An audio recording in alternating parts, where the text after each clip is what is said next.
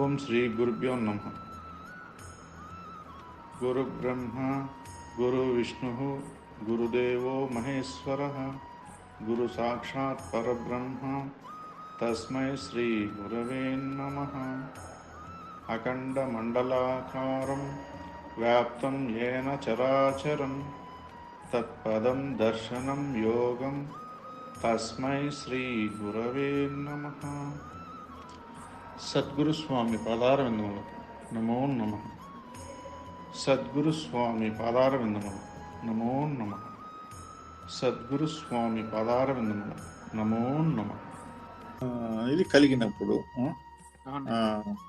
అదే కామం అనేది ఇప్పుడు ఆ శారీరకంగా వాళ్ళ మనసులో కలిగేది మానసికంగా శారీరకంగా ఏమేమి కలుగుతా ఉన్నాయో వాళ్ళే చక్క పెట్టుకునేస్తున్నారు. ఇప్పుడు శరీరానికి తగినట్టుగా ఇరువురు సహకరించుకుంటా ఉంటారు. ఈ శరీరం ఎట్లుండాలి, ఈ శరీరం ఎట్లుండాలి, ఇట్లుంటే సాధన, ఇట్లుంటే సాధన అనేది వాళ్ళే సాధనకు తగినట్టుగా మార్చుకుంటా ఉండాలి అన్ని.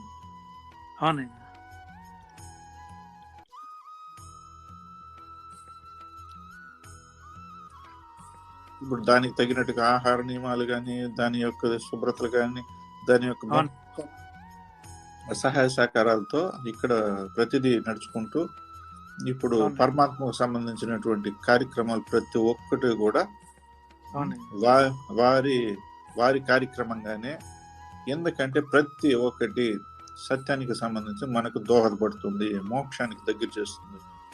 ఇప్పుడు ఇంతవరకు ఇంత సంసారము మంది అన్నట్టుగా ఎట్లా చేసినారో ఇప్పుడు టోటల్ గా ఇది మంది మన పని అంటే గురుదేవులది ఏ ఒక్క పని తీసుకున్నా సంపూర్ణంగా ఇది పరమాత్మునికి సంబంధించింది కాబట్టి ఇది ఈ సంసారం ఈ కుటుంబం అంతా మందే అన్నట్టుగా ఏక స్థితికి వచ్చేసినారు. ఇప్పుడు ప్రతి ఒక్క ఆత్మస్వరూపుణ్ణి ఒక ప్రతి బంధాన్ని వాళ్ళు అక్కడ ఎలా చూసుకున్నారు ఇప్పుడు అలాగే చూస్తారు. ఇక్కడ ఏ మాత్రము సేవలో తేడా ఉండదు, మాటల్లో తేడా ఉండదు. ఆ ధర్మాన్ని ఆచరించడంలో గాని, సహకరించడం కానీ, సహాయం చేయడం కానీ, ఒకరికొకరిని ఇదిగా దగ్గరగా ఇది కావడము, ఆ స్నేహాన్ని ఏర్పరచుకోవడము, కుటుంబంలో ఎలా ఉన్నారో ఇప్పుడు ఈ ఆత్మస్వరూపుల కుటుంబంలో కూడా ఇప్పుడు అమ్మ తయారైపోయినారు. ఇప్పుడు ఆ భార్య భర్త ఇప్పుడు అంటే మనకు ఆడ నేర్పించిందేమి ఆ సంసారం పట్ల అదే కదా. ఇప్పుడు గురుదేవులు ఎందుకు కూడా మనం ఈ సంసారం చేస్తున్నాము, ఈ సంసారాన్ని మనం ఎలా చక్కదిద్దుకోవాలి, ఎలా ముందుకు పోవాలా అనేది ఇక్కడ 10 మందికి సంసారం అంటే ఇట్లా ఉండాలా, భార్య భర్త అంటే ఇట్లా ఉండాలని 10 మందికి అక్కడ చూపిస్తా ఉంటారు.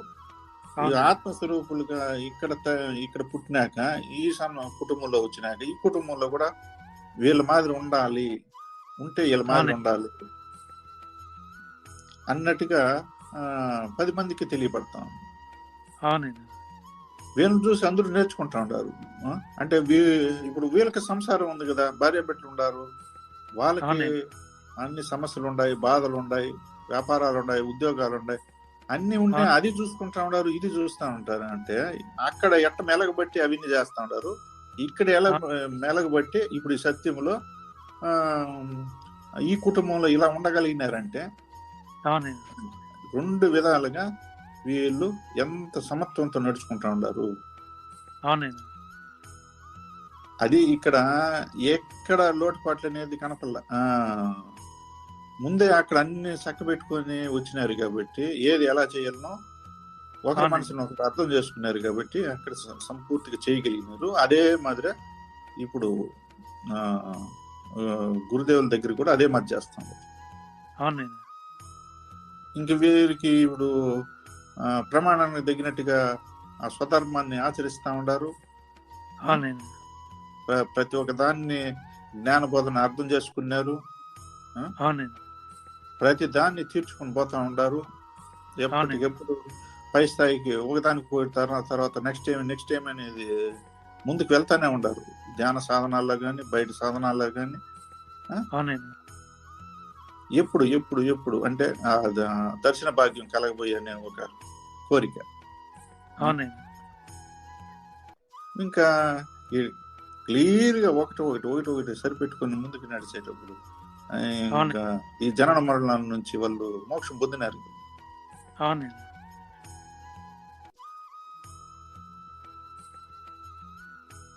కాబట్టి మొట్టమొదట ఎక్కడ క్లియరెన్స్ కావాలా మనకు అనేది ఒక ఎందుకంటే మనం గృహస్థ ధర్మాన్ని ఆచరిస్తున్నాం కాబట్టి అవునండి. మనకు మన తప్పులు పొరపాట్లు ప్రతి ఒక్క దాన్ని సవరించుకోవడానికి ముందుకు పోవడానికి వీళ్ళిరువురే కారణము. వీళ్ళిరువురు చక్రంగా ఉంటే తప్పనిసరిగా సంసార బంధనాల నుంచి మోక్షం పొందినట్టుగానే ఈ జనన మరణాల నుంచి కూడా మోక్షాన్ని పొందగలుగుతాం. ఎందుకంటే మనం గృహస్థాశ్ర ధర్మంలో ఉన్నాం. మనం గృహస్థులం కాబట్టి ఇక్కడ అన్ని సరిపడిపోయినాయి. ఇప్పుడు మిగతా వాళ్ళకి వేరే సన్యాసం గాని బ్రహ్మచర్యం గాని వానప్రస్థం వాళ్ళకి వేరే, వాళ్ళ స్థితులు వేరే. మనం టోటల్ గా ఇప్పుడు నడుచుకుంటా ఉండేది గృహస్థ ధర్మంలో. మనకు కుటుంబం ఉంది, సంసారం ఉంది, బంధాలు ఉన్నాయి,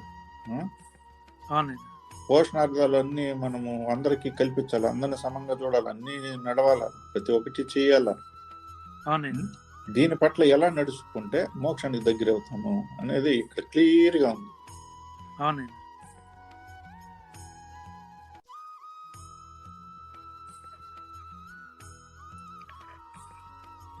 అందుకు దీని విషయము మనము ఫస్ట్ బేస్ కాడి నుంచి వివరాలు తీసుకొని రావాలా. తీసుకొని వచ్చి దాన్ని అన్నీ కూడా తెలుసుకోగలిగినామంటే ఇవన్నీ కూడా ఎందుకు ఈ విధంగా ఉన్నాము అనే దానికి మనకు అప్పుడు అర్థం అవుతుంది.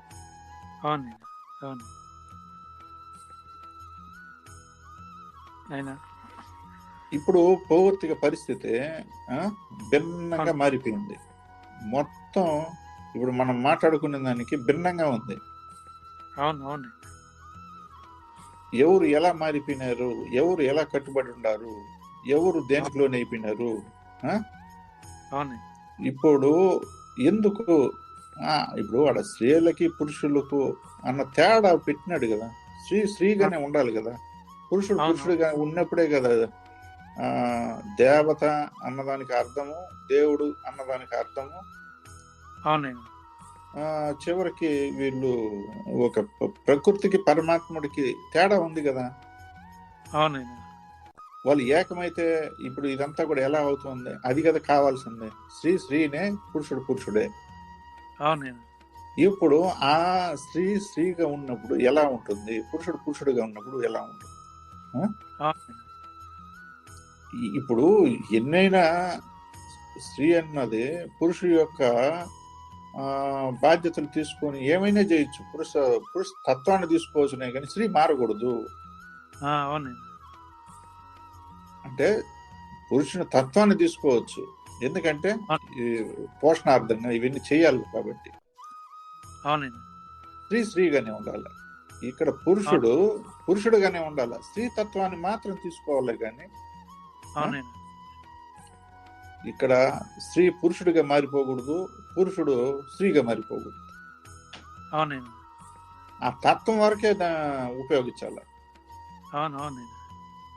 ఆ తత్వం వరకే నడుచుకోవాల.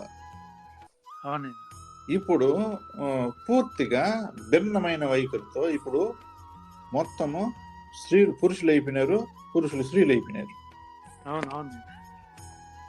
అయిపోతా ఉంటారు. క్రమేణా మార్పు వచ్చేసింది. అందుకు ఇవన్నీ కూడా మన చేయి దాటిపోతా ఉన్నాయి. ప్రతి పని, వివాహ వ్యవస్థ కానీ, ఎవరెవరు నడుచుకునే విధానాలు కానీ, ఈ ధర్మ అర్థ కామ మోక్షాలు కానీ అర్థాలు కానీ మారిపోయినాయి. ఇప్పుడు అదే విధానము తర్వాత గురుదేవుల దగ్గర మనము ఇది తారకం పొందినా కూడా దాన్ని కూడా అలాగే ఇది వచ్చేసింది. ఆడ ప్రమాణాన్ని నిలబెట్టుకోలేదు, ఇక్కడ ప్రమాణాన్ని నిలబెట్టుకోలేకుండా అయిపోతాం. మొత్తం మనమే చేతుల మన జీవితంలో దెబ్బ తీసుకుంటూ ఉండేది. అప్పుడు అక్కడ ప్రమాణం చేసినాము, ఈసారి చెప్పేసి వచ్చినాము గర్భసంచిలోను ఈసారి తప్పనిసరిగా పూర్తి చేసుకుని వస్తాము అని. ఇక్కడ భార్యాభర్తలుగా ప్రమాణం చేసినాం రెండోది, ఇక్కడ గురుదేవుల దగ్గర ప్రమాణం చేసినాం మూడోది. ఇప్పుడు ఈ ప్రమాణానికి మన జీవితంలో మిగతా వాటికి ఎక్కడ ప్రమాణం చేయలే. మిగతా ఏ విషయాలకి మనం ప్రమాణాలు చేయలే. ప్రమాణాలు చేయని వాటికి కట్టుబడి ఉన్నాం, ప్రమాణం చేసిన దాన్ని తప్పుతాను. అందుకే అక్కడ సంసారం దెబ్బతింటా ఉండేది, ఆ స్వధర్మాన్ని నిలుపుకోలేకపోతా ఉండేది. ఇక్కడ మనము పరమాత్మకు సంబంధించిన విషయంలో కూడా దెబ్బతింటా ఉండేది.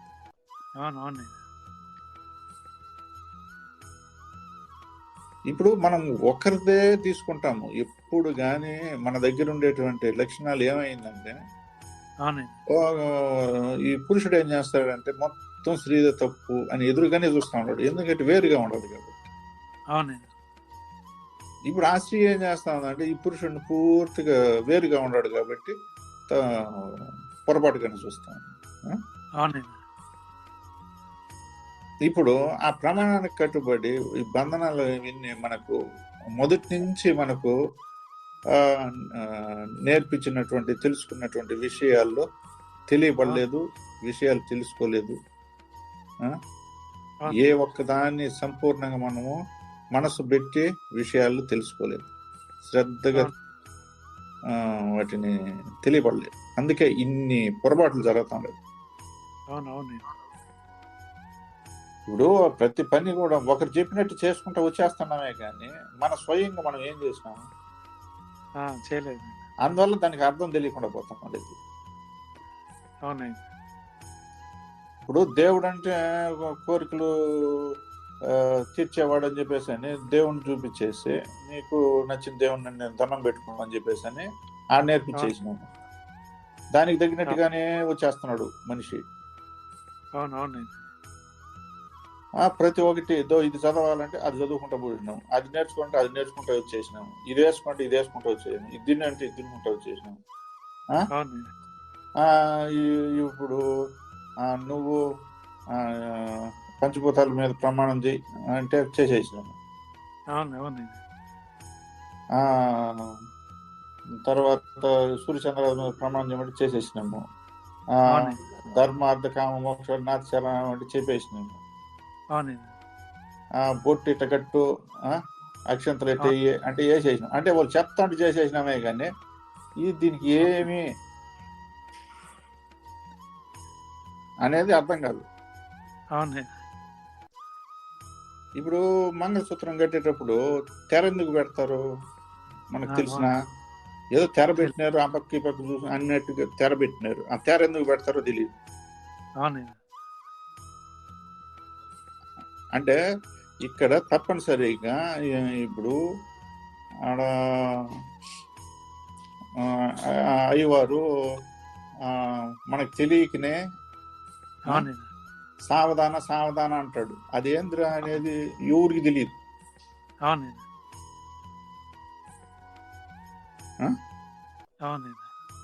అంటే ఒక పదం ఉంది అక్కడ, ఎందుకంటే ఇప్పుడు కట్టుబడాలా, ఈవిడ పూర్తిగా భిన్నంగా ఉండేది. వీళ్ళిద్దరిని ఒకటి చేస్తారు, బంధం పడిపోతా ఉంటారు ఒకరినొకరికి. వీళ్ళ దృష్టి వేరు కానీ జరిగేటువంటి పరిణామం వేరు. అప్పుడు వీళ్ళ ఆలోచనలు వేరు, వీళ్ళ దృష్టి వేరు. వీరి వయసు అయినట్టుగా ఇప్పుడు అక్కడ ఉంటారు, కానీ రాబోయే పరిస్థితిని బట్టి వీళ్ళు ముందే హెచ్చరిక చేస్తారు దాని నుంచి బయటపడడానికి. ఇప్పుడు అటువంటివి ఇప్పుడు అక్కడ వాళ్ళు మంత్ర ఉచ్చారణ చేసేది అవును దానికి అవునండి తగినట్టుగా ఉంటుంది. దానికి తగినట్టుగా ఉండి చెప్పి తర్వాత తెర తీసేసి తర్వాత మంగళసూత్రం కట్టిస్తారు. అవునండి ఆ, ఇప్పుడు అవునండి ఆ ఇవన్నీ మనకు తెలియవు. వాళ్ళు చెప్తా ఉన్నారు, మనం చేసేసినాం వచ్చేసినాం. ఆ, అవునండి భార్య అంటే ఇట్లా ఉండాలి, భర్త అంటే ఇట్లా ఉండాలి. అంటే అది కూడా మనకు ఇది కాల. ఇప్పుడు ఈనాడు వచ్చినాం, ఏంటికి వచ్చినాము, ఏం చేసాము, నా ఇష్టం నా ఇష్టం అట్లా వచ్చేసింది ఇప్పుడు మొత్తం. ఆ, అవునండి ఏది విషయమే లేదు. అవునండి మొత్తం ఇప్పుడు ఈ మిగతా జీవరాశులకి మనకు తేడా లేదన్నట్టుగా అయిపోయింది పరిస్థితి.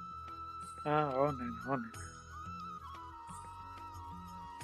ఇప్పుడు వాటికి అవి ఆ ఆ జీవరాశులు వాటికి అవి కలుస్తాయి, వాటికి అవి ఆ కాలానికి తగినట్టుగా ఆ ఆ శరీరం కలుస్తుంది, ఆడికి అయిపోయింది, వాటికి అయిపోతాయి.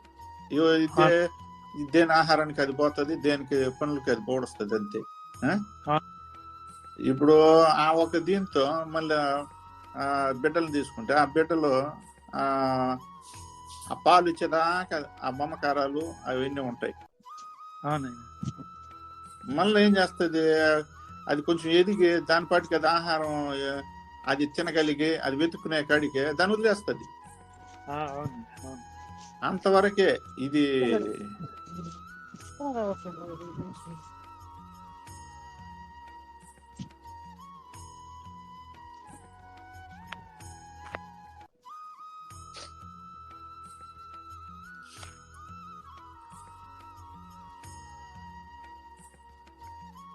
ఉమ్, అవునండి ఆహారం ఎప్పుడైతే తన స్వయంగా అడుగులేసి బయలుదేరిందో అంత వదిలేస్తుంది.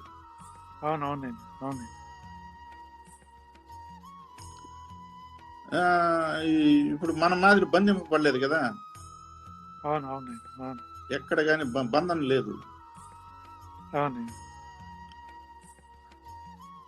ఇప్పుడు అది ఒక జీవన విధానం నేర్పిస్తా ఉంటే ఇంకొక జీవన విధానం ఇంకొక రకంగా నేర్పిస్తాను మనకి. అవునండి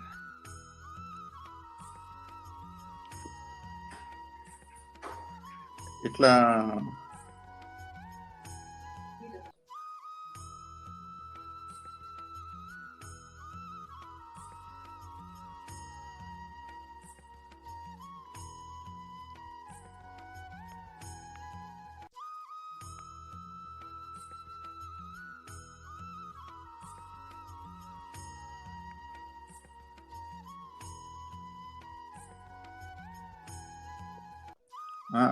అదేనన్నా ఫోన్ వచ్చిన.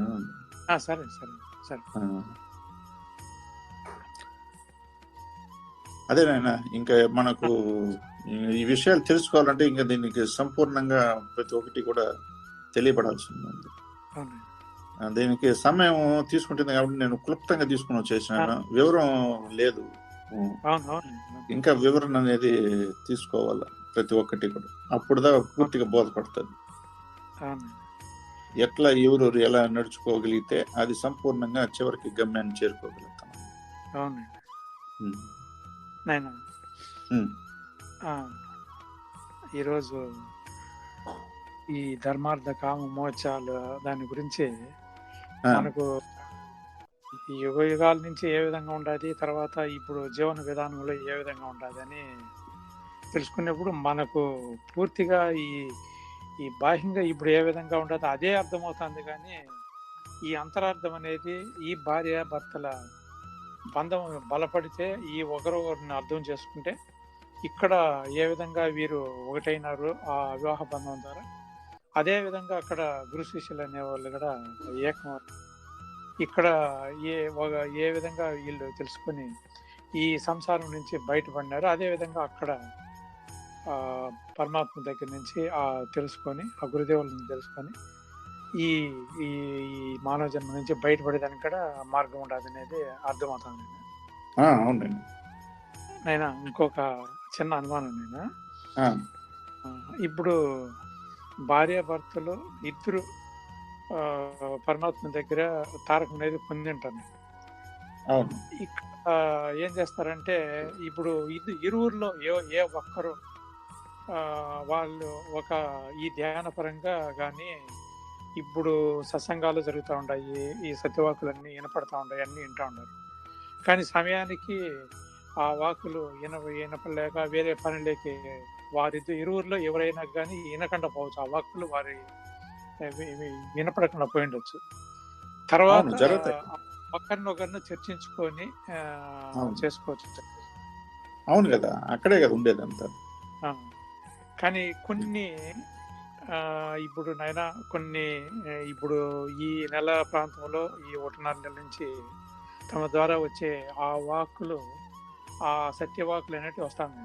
దాన్ని ఇరువురిలో ఎవరైనా కానీ, ఈ కుటుంబంలో భార్యాభర్త కానీ, మిగతా బిడ్డలు కానీ, ఎవరైనా కానీ వారి సాధన, వారి చేసుకున్న ఈ సాధన వల్లనే కొన్ని విషయాలు, ముఖ్యమైన విషయాలు అర్థమవుతాయి, మిగతావి అర్థం కావు. అప్పుడు ఒకరికి అర్థమైంది, ఒకరికి అర్థం కాలేదు. అప్పుడు వాళ్ళిద్దరూ చర్చించుకున్నప్పుడు, అడిగినప్పుడు అప్పుడు అది గురుముఖంగా తెలుసుకుంటే విషయాలు ఉంటాయి. అవి గురువు ద్వారా గురువు ముఖంగానే తెలుసుకోవాలి. అనేది భర్త అయినా భార్యకి చెప్పకూడదు, భార్య అయినా భర్తకి చెప్పకూడదు అనేది ఉంది కదా. అంటే సమస్థితిలో ఉండగలిగినప్పుడు, అదే ఇంతకుముందు మనం మాట్లాడుకున్నట్టు, ఇరువురు సమస్థితిలోనే, అంటే ధ్యాన విషయంలో కూడా సమంగా ఉండగలిగినప్పుడు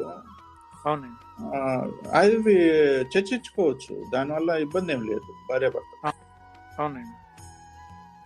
అందుకే కదా ఆ బంధం గురించి ఇప్పుడు ఇంతవరకు మనం మాట్లాడింది. ఆ బంధం వరకు ఎందుకంటే ఆ ఇరువురి ఒక స్థితిని బట్టి దాని గురించి చర్చించుకోవచ్చు, ఇబ్బంది ఏం లేదు. ఇప్పుడు అక్కడ కూడా అది కుదరినప్పుడే నెక్స్ట్ మళ్ళీ గురుముఖంగా తెలుసుకోవచ్చు. ఇప్పుడు మనం మీరు చెప్పినట్టు ఇప్పుడు అక్కడ బోధపడదు, కొన్ని విషయాలు అర్థం కాదు. ఎందుకంటే ఇప్పుడు భిన్న మనస్తత్వాలు కదా మనం ఉండేది. ఇప్పుడు ఆడ అనుకున్నట్టుగా మనం రాలేదు. ఇప్పుడు మనం మాట్లాడుకున్నట్టుగా మరి ఒక లైన్ గా రాలేదు ఇప్పటి వరకు సంసారాల్లో. ఇప్పటికీ భిన్నంగానే ఉన్నాం కాబట్టి ఆ భిన్నంగానే ఉంటుంది విషయాలు కూడా. కాబట్టి అప్పుడు ఏం చేయాలా, మీరు చెప్పినట్టు గురుముఖంగానే తెలుసుకుంటేనే ఆ విషయాలు బోధపడతాయి.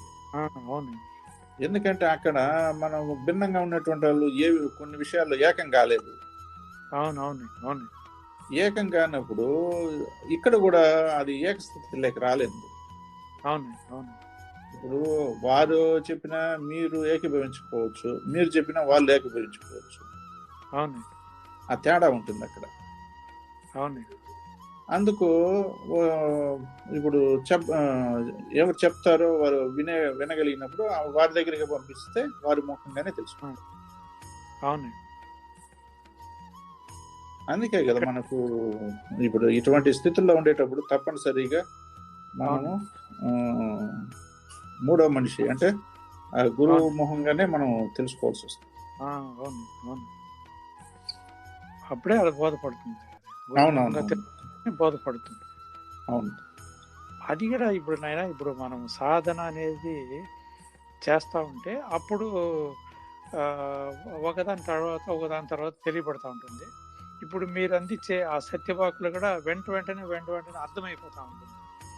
అప్పుడు మనం సాధన సక్రంగా చేయనప్పుడు అది అర్థం కాదు, ఏదో ఒక పేరు గానీ అనుకోవచ్చు, లేదా మనం ఏది గ్రంథాలు చదివింటాము, వేరే వాళ్ళు చెప్పినట్టు వింటాము, అది ఇది ఒకటే అనుకోవచ్చు. ఇక్కడ పని చేస్తే ఓహో దీని అర్థం ఇది కదా అనేది ఎవరికి వారికి బోధపడుతుంది కదా. నేను అప్పుడు కదా మనం గట్టిగా నమ్మకం అనేది కుదిరేది. అవును,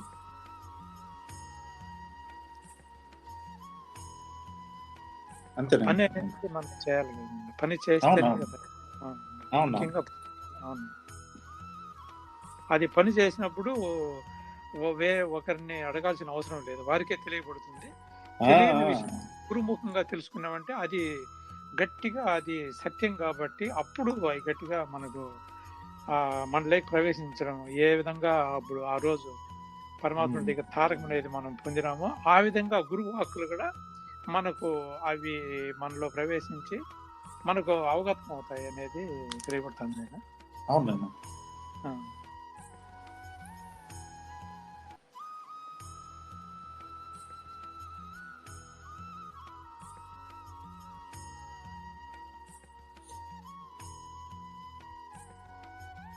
అయినా ఈరోజు ఆ, వచ్చిన ఈ ఈ విచారణ, ఈ రోజు జరిగిన ఈ వాక్కులు కానీ ప్రతి ఒక్క అందరూ గృహస్థులే కాబట్టి చాలా మాత్రము ప్రతి ఒక్కరము మేము ఈ గమనించి ఈ విధంగా నడుచుకుంటేనే వేరే ముందుకు పోయేదానికి ఆస్కారం ఉంటుంది. లేకపోతే ముందు ఇక్కడ చక్కడపడకుండా మనం ఏదో చేయాలనుకుంటే ఏది కాదనేది వివరంగా అర్థమవుతుంది విషయం. ఆ, ఆ, అవునన్నా.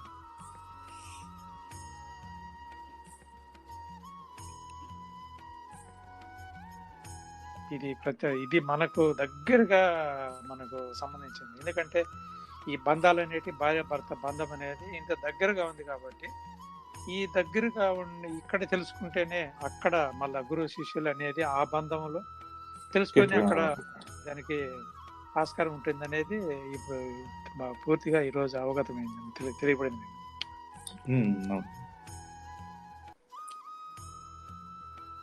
ఇవి కొన్ని చెప్పినట్టుగా కూడా ఉంటుంది, కానీ ముందుకి ఇప్పటికి కొంచెం తేడాలు ఉంటాయి, అది కూడా గమనించాలి. అప్పటికి ఇప్పటికి అప్పుడు ఒక విషయం చెప్పుంటాము, ఇప్పుడు ఒక విషయం చెప్తా ఉంటాము. ఇప్పుడు ధర్మ అర్థ కామ మోక్షాలనే ఇది బేస్ చేసుకొని ఇప్పుడు చెప్పడం ఉంటుంది. మొన్న ఒక ధ్యానం విషయంగా ముందు ఎలా ఉంటే అనేది అదొక ఉదాహరణ తీసుకున్నాను. దేనికైనా బేస్ మనకు గృహస్థంలేం కాబట్టి ముందు గృహస్థం గురించి తీసుకొని వస్తేనే మళ్ళీ మనకు తర్వాత పని అనేది చేయగలుగుతాం. అవునండి, బాగా బోధపడుతుంది ఇప్పుడు. అవునండి, అదే.